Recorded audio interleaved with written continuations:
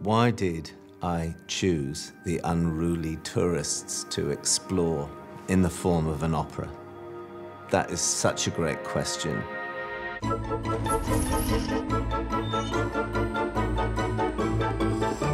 When thinking about the people of New Zealand and their reaction to what happened and to this story.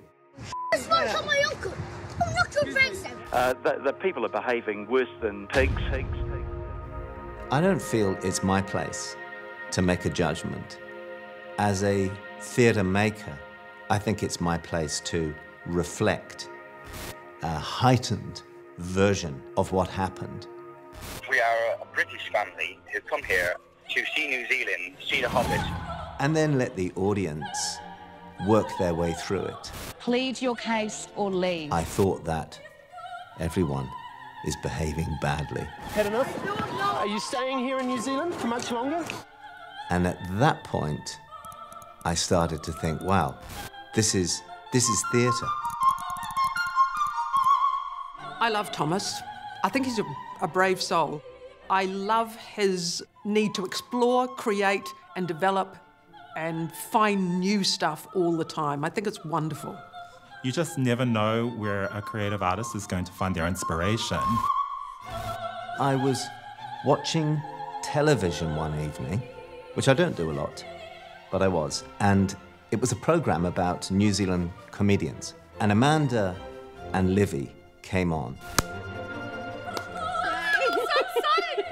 There is some resistance against funny women from white guys, but honestly, who gives a fuck? Don't come to the show. Fuck off. Yeah. Go watch people you want to see. Yeah.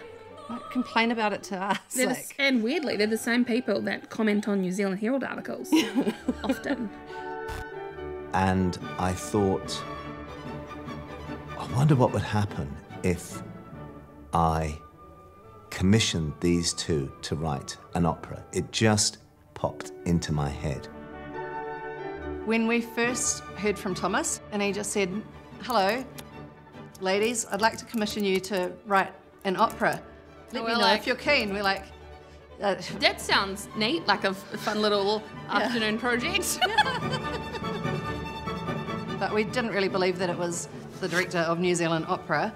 Yeah, right away. We had to Google him, and then we're like, oh, no. And then we went to Google opera. What's opera? No.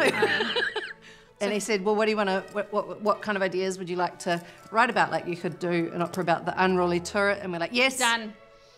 That's it. Nailed it. First go. And he's like, what about... So for me, opera is music, text, and theatrical devices coming together and being more than a sum of their parts. Anything with music obviously is something that touches the heart, and you add the singing voice to it, the natural singing voice to it, and hopefully if it is well sung and well directed and the characters are authentic, it should touch you in your heart in a very big way. I think what I'll do is start with a mihi and say a few things, and then we'll go from there. So we met.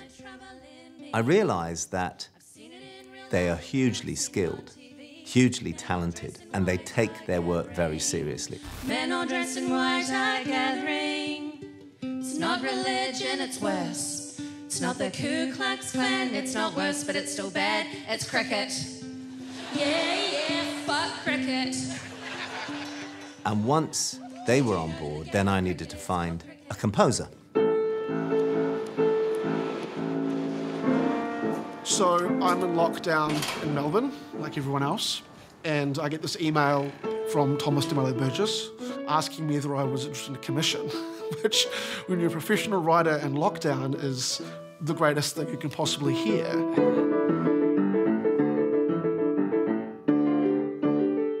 I then met Livy and Amanda on Zoom.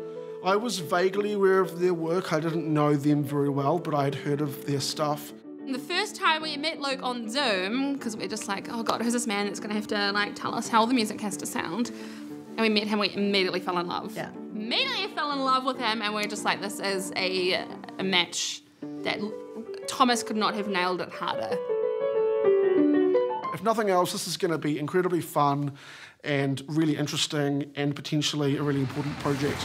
Good to be in level 1, really excited. Best thing about level 1, don't have to use condoms anymore. Coming from comedy absolutely helps us as librettists, purely because it's a comedy opera.